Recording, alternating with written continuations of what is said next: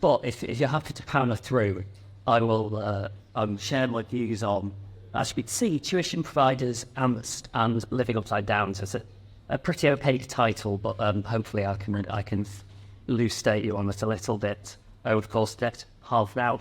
So my big opening question for all of you is, and it's just an opening rhetorical question, you don't actually have to engage brains, which is, I'm sure, blush free to the study today. What do ants, brains, cities, and ChatGPT have in common with your tutoring organisation? Well, let's find out. So, first, a little bit about where I work. I work for Yipiyap, and Yipiyap provide related paid tutors for schools and colleges across the UK. We were founded in 2012 with the idea of harnessing the talents of in-depth year tutors, so 18, 19-year-olds on their gap year, who kind of want to get into tutoring, give it a go, and use all that brilliant knowledge that they have, all those talents for teaching and connecting with learners that would otherwise be going untapped. So that's our goal, is to kind of inspire young people to take ownership of their own learning. And we've been members of the Tutors Association for the past 3 years. So for that past decade and a bit, we've been instrumental, really, in developing the peer tutoring sector in schools and colleges. And it's something that we're proud of, and it's something that we're ridiculously passionate about, which is why we bother doing it every single day.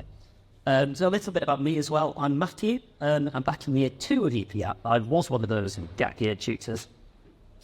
So I then went off to university before returning to Yipiyap in 2020 when I joined the leadership team. So at that point, I was Director of IT and Innovation. I'm now the Director of Marketing and Innovation. So my day-to-day focus has shifted a bit, but that idea of innovating is still there, that dream that we can always find a way to do things better. And I do genuinely believe that we can always find a way in your organisation and in ours to do things better, to do things more effectively and more efficiently. And then the end question is, how far outside the box are you willing to think in order to do that? A lot has changed since I was a Yipiyap tutor myself. So between the second year and the 9th year, when I was tutoring, Yipiyap had 9 tutors in total. From the previous year, its first year, when there were only 2. In the year that I joined the Yipiyap leadership team, we hit 100 tutors the first time. So that was, all very excited, huge champagne. But that's a really big difference in scale. And clearly, what had worked well for 9 tutors wasn't going to work the same for 100 tutors. So in a sense, if you come here straight for your 30 minutes talk about our scale tutoring business, we're kind of following up with that idea. So that's a nice little double bill.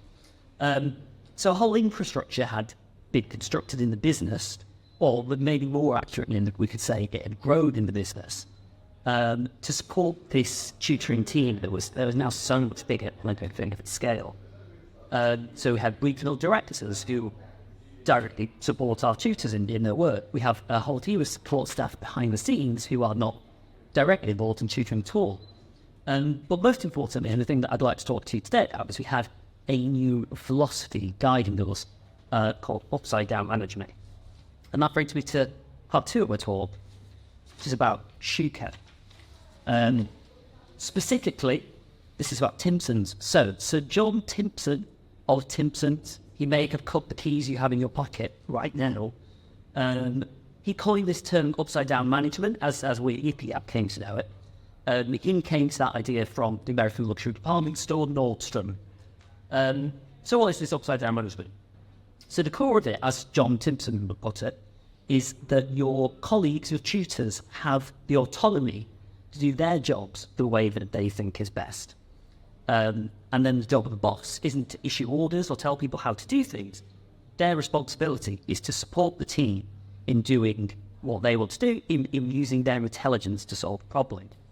And that's it's a recognition that the most important people in any tutoring business are the tutors. They are the people with that core relationship between tutors and learners.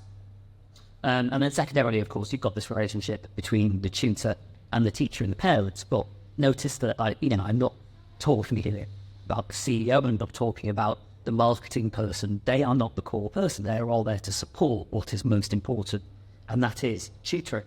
The rest of the organisation is there to support those particular relationships. I don't know if anybody here has a similar philosophy of their own business. Quick show of hands, is this? Does anyone here use the term upside down management? No, it's because they're self-employed and they can't control them. So that's a really good point. So you have absolutely no choice about whether you are forced into this. Well, spoilers for the rest of the talk, but I believe that whether or not you have self-employed tutors or employed tutors, once you even reach a certain size of team, that choice is kind of delusion for everyone. You really have to be able to trust your team and trust their wits. So I think it's even more obvious when you have a self-employed team. But even for us, I'm not sure we could really do it any other way. When you tell people about this, there's kind of a few different responses. The skeptic, who perhaps thinks it sounds like a lovely idea, but could lead to total chaos if your team doesn't have clear orders. The cynic, who maybe doesn't believe at all that this is something anyone would want to do, that really all bosses are there to do is to command people, and that it's just corporate spin to make us all sound lovely. But hopefully you fall into the third category, which is the kind of curious people, and I would say a lot of you are, because a lot of you already practice this kind of philosophy on something or and that's wonderful. And for anyone who's not, hopefully I can convert you by the end of this talk.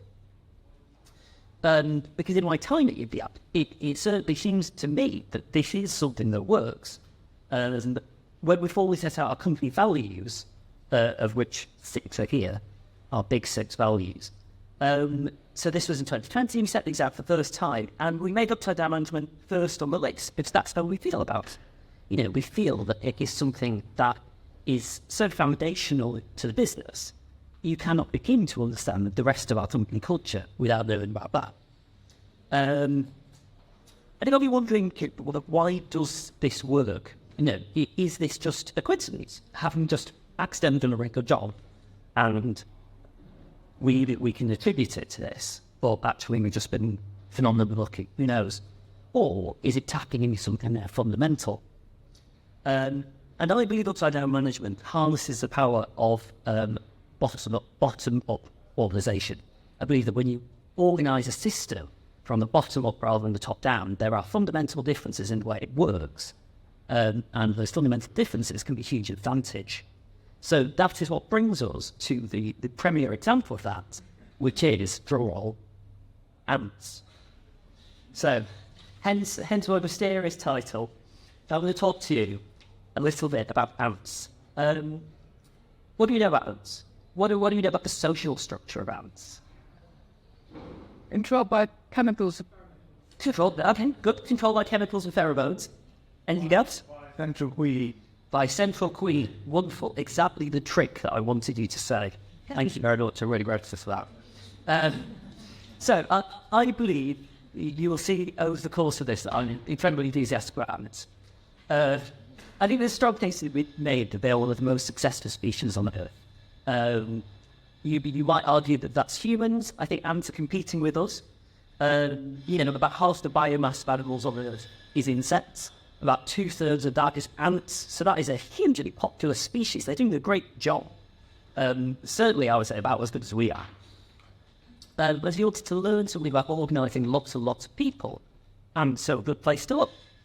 They like to use social insects like bees and wasps, which is the highest possible level of cooperation in the animal world. So while other animals like lions and tigers are fighting each other to reproduce and pass on the genetic material, the ants work together.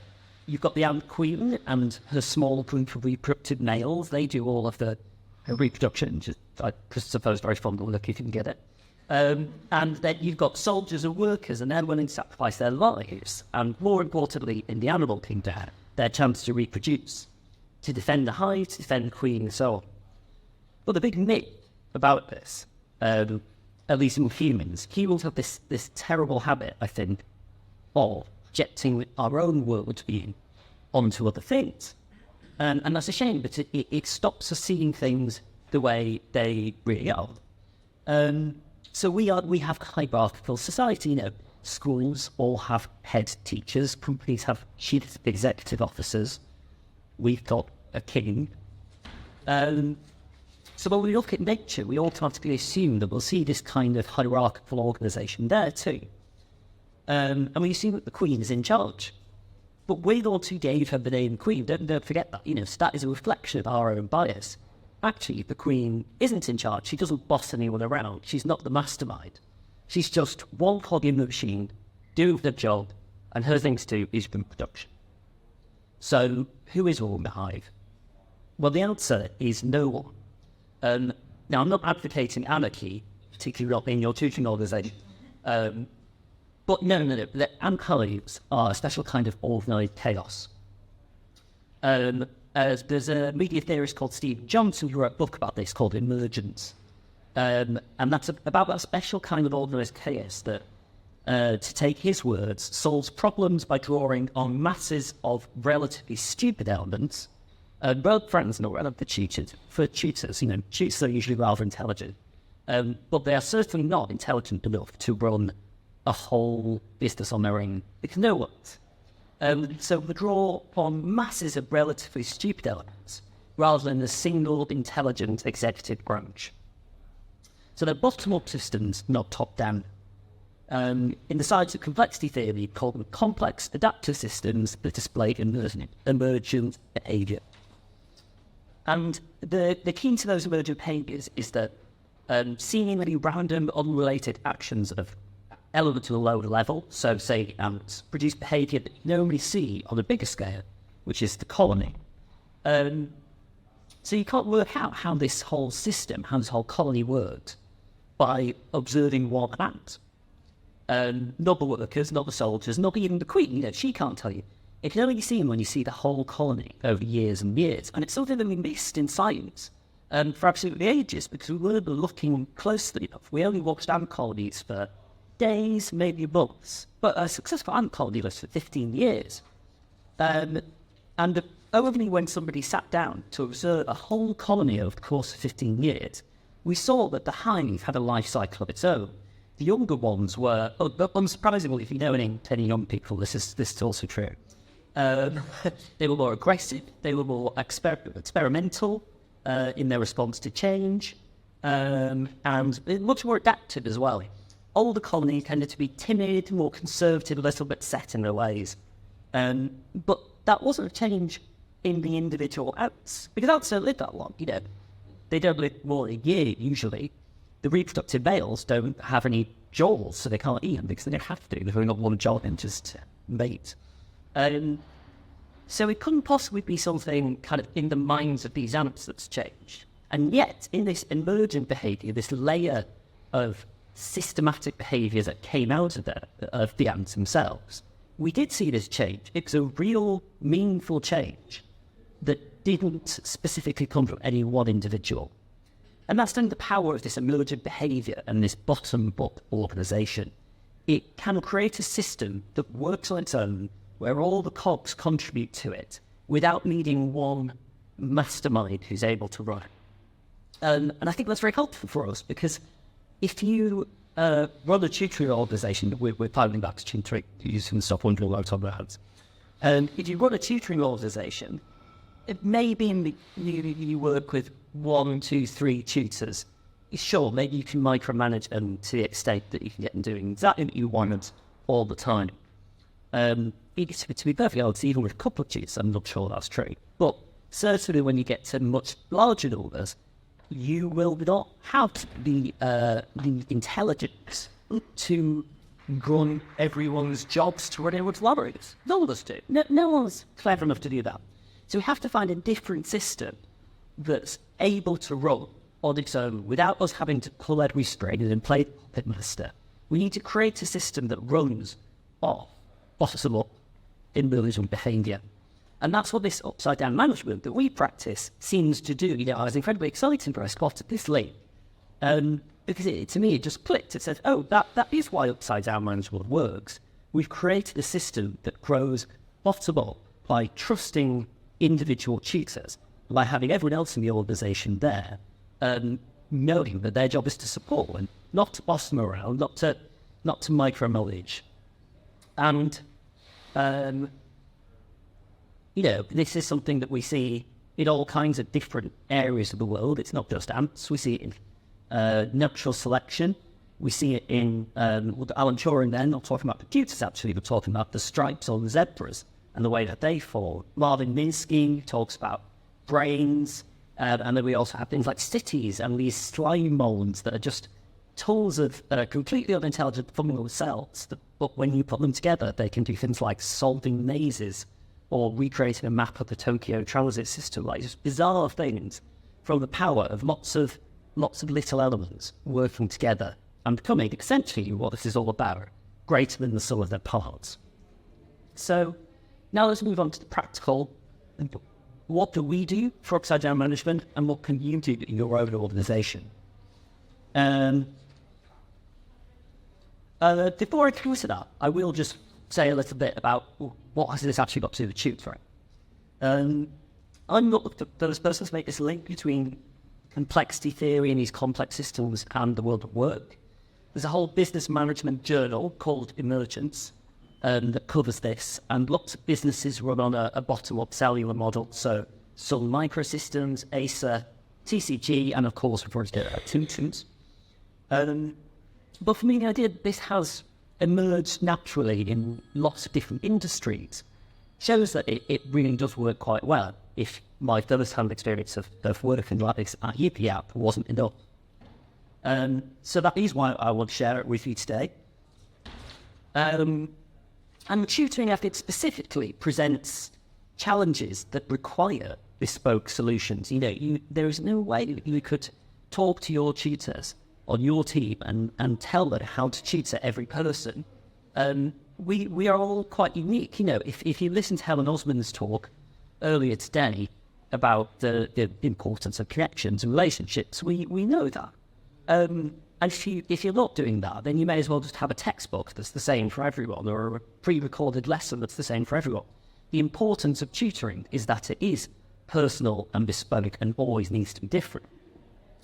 I also think to some extent it's true that most people get into tutoring because they have a passion for teaching, and the skills and passion in that are not always the same as the skills for running a large organisation.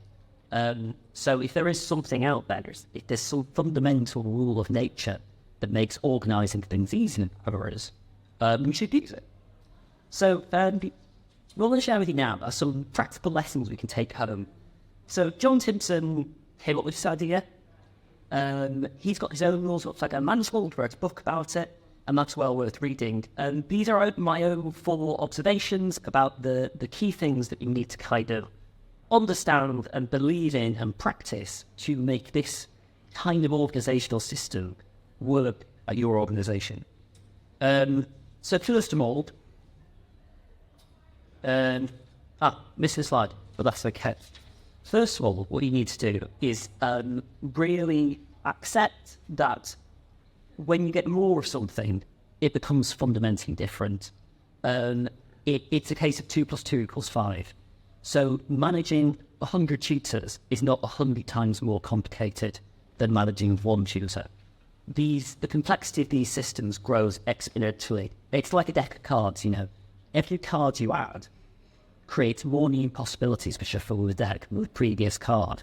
So every extra tutor you add to your organisation makes the organisation more complicated than the one before, which means eventually we're going to have to say that we will just have to relinquish direct control.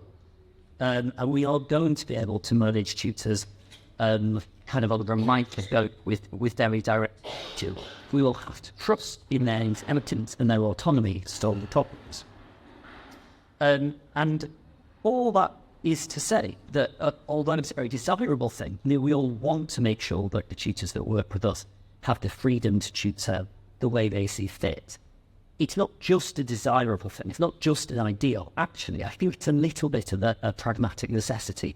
We kind of can't escape giving our tutors the autonomy to do their job well. And if we don't, we will eventually see that lack of flexibility causes problems. So for me, step 1 is to kind of accept that you are going to have to let go of the reins a bit and trust in your tutor team. And that does mean people should be letting go of control.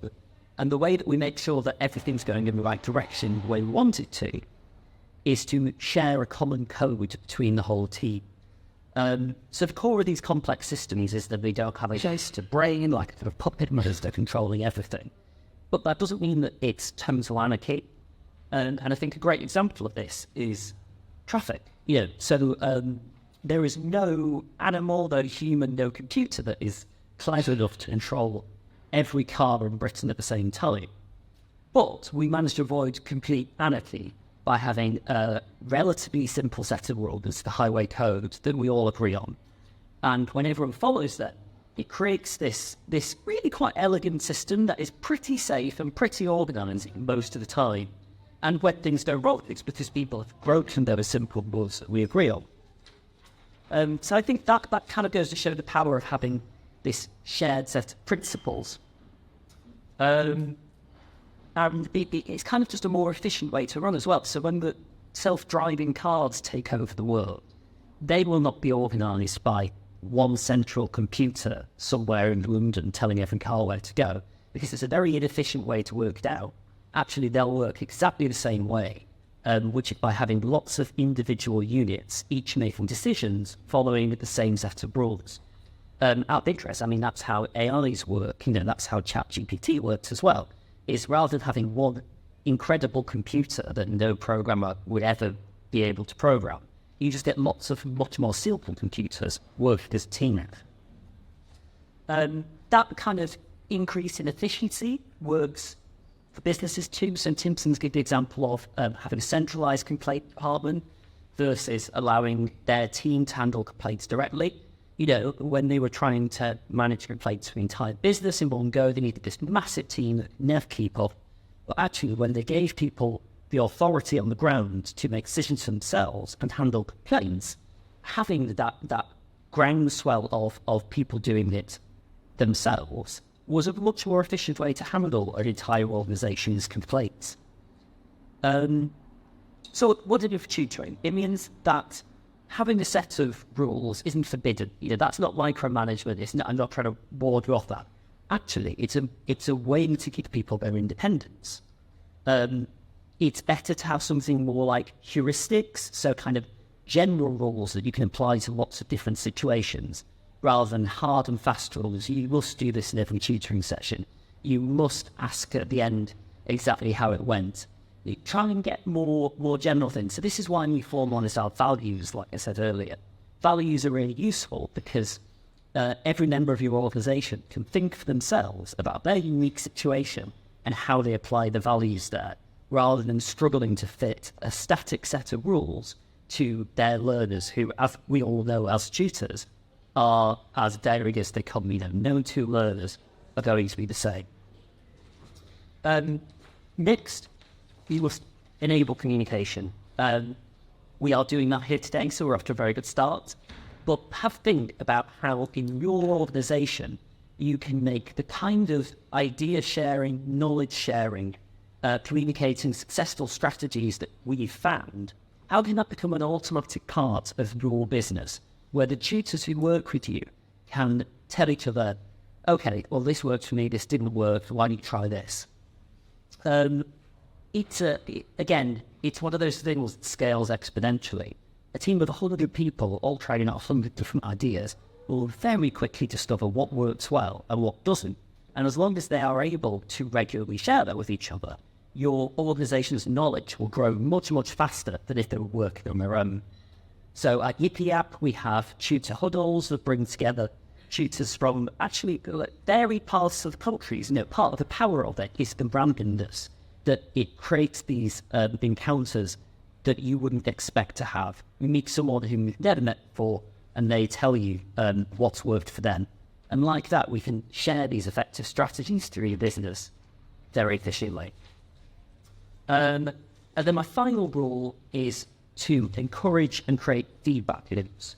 So what that means is that if there is a positive result in your business, if you find a strategy that works really well, that should be communicated more. And if there's a strategy that doesn't work, that will be communicated less. In a sense, that happens automatically. I mean, if we meet up in your huddle, if you meet up at an organisation at an event like this, and somebody says, well, I tried this and it works really well, you'll probably do it. If they say, I've tried this and it worked terribly, you won't try it. So it's a natural thing, but you as a leader can do work to enable the spread of that as well. So you can see yourself almost a little bit like a gardener trying to grow a culture rather than somebody who is like an architect designing different parts of it. You can still guide it in the right way. You're going to do that by introducing new elements, by setting the basic rules, and by pruning things out when they don't work. A big part of this means that getting the right people for your team is absolutely essential. I mean, that is not a very insightful thing, is it? We all know that you should hire for personality. But I think when you see it through the lens of upside-down management, the importance of that becomes even more so. You know, if you are going and trusting your tutors to use their judgment to do a good job, desperately need the right people. And don't be afraid if people leave your organisation. No, people who are not a good fit for your culture will probably filter themselves out, but that is not a glitch in the system. That's a great thing. It means that you are retaining the people who get it and who work with you so well. And you are naturally having this negative feedback loop where people who just don't click, who don't get your values, will leave. So I don't think you should be afraid of that. So there you have it. Those are my 4 rules for upside-down management. I hope you enjoyed that. I hope you learned a lot about others. And there we go. See, that was my nice symbol. So here we go. 2 + 2 is 5. Make sure you cut from your phone. Enable communication and take advantage of those positive and negative feedback loops. That is all I have to say on the matter. I think we barely skirted under the time limit. Here's our information. There's Yipiyap, our website, my email address. If you'd like to talk to me about ants, I would love that. And connect with us on LinkedIn, Twitter, all of those things. We've got a little bit of time left. So if anybody either has any questions for me, like what on earth we talk about, or ideas about how you might be able to use these principles in your own organisation, or perhaps to those of us who already kind of love this sort of thing, how you already do use these principles in your organisation, please feel free to pop your hand up and we'll have a chat about it. So just the curious writing little comments. Yes. Is there equals you have a hierarchy and that's how much the fact that there's that feet at the. Yeah, so that's a really good question. So it's broadly equal. What we do have is senior tutors. So again, there's a slight give and take about how much you try and facilitate the feedback loop yourself and how much you let it happen naturally. But I think there's absolutely nothing wrong with tipping the scales a bit. And if you see something that works well, making sure that gets spread. And one of the ways you can do that is by promoting internally. You know, that works really well. All of our senior tutors are in that situation because they have tutored, spent a year tutoring, done a really good job, and developed some insights on that. And similarly, about half of our leadership team are former tutors themselves. So actually, if you retain the people who find success in your organisation, that acts as a natural feedback link. That means people who are finding success, finding strategies that work, will stick around to spread them with the next generation, and the people who have less success will probably just wander off and do some other things. So there is a little bit of a hierarchy, but again, always with this spirit of upside down management. So always knowing that the senior tutor's job is not to instruct people what to do, but to listen to what they say, listen for problems that they can help out with, and also listen for ideas coming from the tutoring team that they can help spread. Does that answer that question? Flair. Are the tutors at Yipiyap then for employees and parents? Yes, so all of our tutors are employees. But as we said earlier, to be honest, because I'm so engrossed in the world of Yipiyap, I hadn't particularly considered how this would apply to non-employees, to self-employed people. But actually, it's always more applicable. You have to have that trust. Why do you ask? Just because I'm about to start with some people for as subcontractors and the legalities around all of that. And massive, I don't know, I'm trying to get heads around it. Like did you say just a minute ago? Yeah. About the fact that if we an employment model for the business and we have these subcontractors working for us, we can't. Yes, it's slightly complicated, isn't it? So it's almost like going to have to be this model, but we still can't even discuss things with the whole to me. Well, this is what I mean about it being kind of inescapable. I don't think it's much more escapable for people who do employ their tutors, and at least you have more rights around kind of giving them your training and encourage them to stick with your values. But I think what you can look at is how we can establish, usually with a non-employment model, a set of core values that everyone has to keep to. I mean, perhaps Dennis Miller would like to share his thoughts on this. As So obviously, you're in business and there's costs and implications of going one way or the other. So we've gone through self-declining, where we don't accept control, but we can guide me and Joel. You don't get direct. And we could turn that into hot.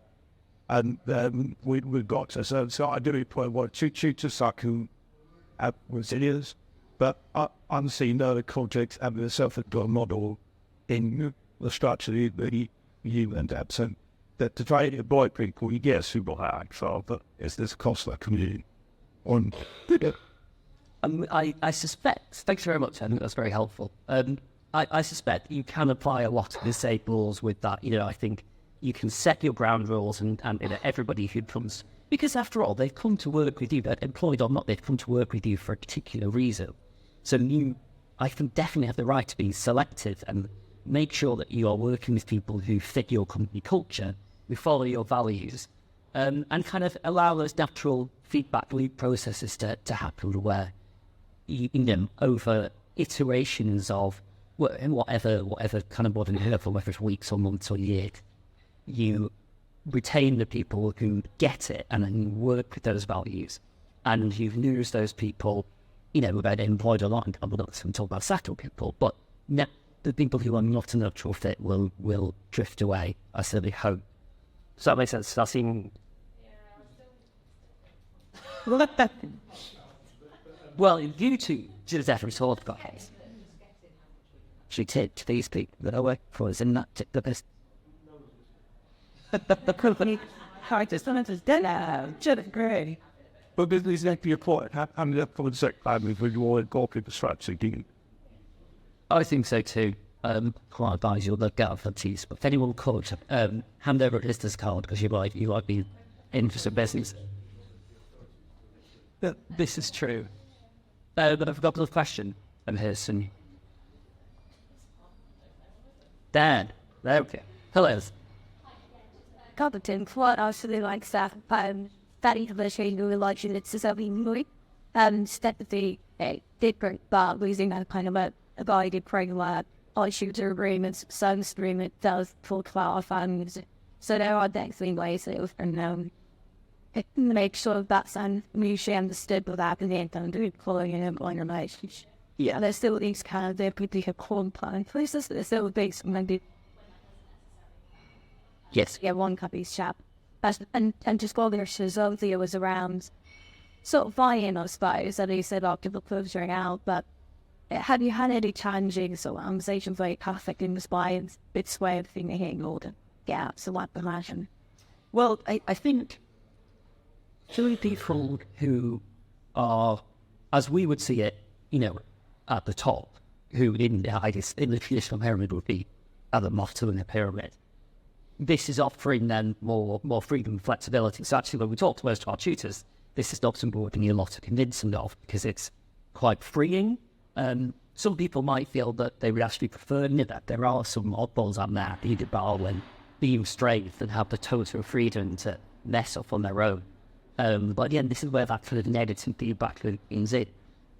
Once we tell those people about it, they may well be absolutely terrified and run for the hills. And that's okay. I'm sure there is a tutoring business out there that we can work with that is a lot more restricted. But And then the question about buy-in and about getting people to kind of buy company values. Again, it's a negative feedback loop thing. It's kind of, you can't worry too much about whether people like it or don't. Because you only want to work with the people who get it and the people who think the same way as you. Now, there is huge value in diversity of opinions, but that is the difference between having these kind of base values that we all agree on, and then having a team of diverse people with diverse minds who can apply those values in lots of different ways. So I'm not arguing for a kind of totally homogenous organisation where everyone thinks like Robot, but having those shared values and not compromising on those, make sure that everybody can bring their independence and bring their insight in a way that still fits the values of the company. But yes, and thank you for your contributions. So you guys can, well, we're creating a club that we'll make a lot. Does anybody else have any comment, contribution, question? I get a bit hurts to say that the recruitment collection process we had to be fundamental for them when plugins add sharing values in the central sector becoming decision that it doesn't work. The penalty in tutoring, Kind of, I guess, a client is for an 18 and my team world. Yeah, we are specific, but actually perhaps soaking up ideas and then perhaps there's a Google tip a bit, and I'm sure that the thought behind that's it. But Grant Mayer and that bit of the town is real at tutoring businesses that consider their attitudes of them and whether or not it works for them. But I think fine for it. Well, first of all, confirm on. We are very positive about it and enthusiastic about it, and that's true we get sent. And yes, it does have challenges, and that recruitment phase is a challenge, because it's all well and good saving the selector with the recruitment process if you have a wide range of candidates where you can afford to get people. And if you have a position that you just need to fill, not really struggling to find, it's a lot harder to be that selective. And similarly with, so John Timpson has a huge thing about not just the selection process, but he prefers to employees who don't get it as drongos, and his belief is that you just get the drongos out of that all response. That's why Dream told it. We are tend to be quite spring consent. But it all kind of feeds into this argument you just want two of the white people. But, pragmatic considerations for me this means. So if you have a role you desperately need to fill, you can take chances with what you think is not perfect values, and just maybe don't be surprised if it doesn't work out. But yeah, as I say, I think you will probably know instantly whether this is something that makes a lot of sense for your organisation, or if it doesn't seem like a very good fit for us. As I say, it felt not just like a good fit, or something that was kind of essential, like we couldn't run the organisation in a different way. So, and it's, I think the reason tutoring is growing so much and education is its fastest is because tutors are passionate about education and they want to make their own choices. And for years, teachers have been popping announcement voices in classrooms, and therefore anyone that is now tutoring, there's that mutual respect that you see, you trust them and know what they're doing. Some experienced teachers, unlike in school where you had to jump 3 books and they're good trust and work all together. Absolutely, and contrast between tutor work in the school is very clear. And what John's this morning hoping to speak about the unique ability of tutors to what's the word? To innovators. I don't know, that's what John. I'm not sure if they're not. The unique ability of tutors to innovate because they are not constrained, because tutoring naturally does accept that people are intelligent, independent people rather than trying futilely to constrain them. As you said, I think teaching is one of these examples of where somebody doesn't follow this philosophy, or a system doesn't follow this philosophy, and it doesn't benefit them at all. They try and micromanage and fail at it. So yeah, I'm totally with you. I think this is, I'm glad to say that it justifies my decision to bring this to a tutoring conference where to be secure out as tutors. Do we have any? Oh yes, no. Surely that's me a tipping point when you get to that point where you have to, your orders become anyway, and then you go, it's that coming up, so how, so but you're starting off, we've got 1, 2, 3, 4, 5 test sheets. Could you advocate upside down motion with that and shorten the sort of grief? It's tricky, isn't it? I think in those early stages, well, the other element of this is that this upside down management relies on this kind of shared, very strong culture.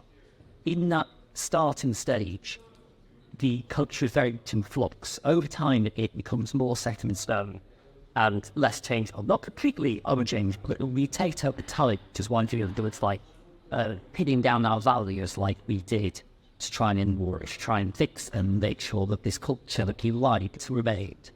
But in that early stage, the culture is so susceptible to change and so at the mercy of its individual elements that I don't think I would have necessarily get rid of somebody and taking a more hands-on approach and being a little bit more prescriptive then. I think you do need a certain bigger than elements for something like this to get working as a kind of self-organising system. So I think in the very early days of Dempsey, if you do have a smaller team, there's a lot to gain having a very hands-on approach and make great, absolutely certain company culture is growing the way you want it to be. That's very good. Anybody else? I think we've probably done the fact of thinking we should probably all be going back to the main hall around now. So I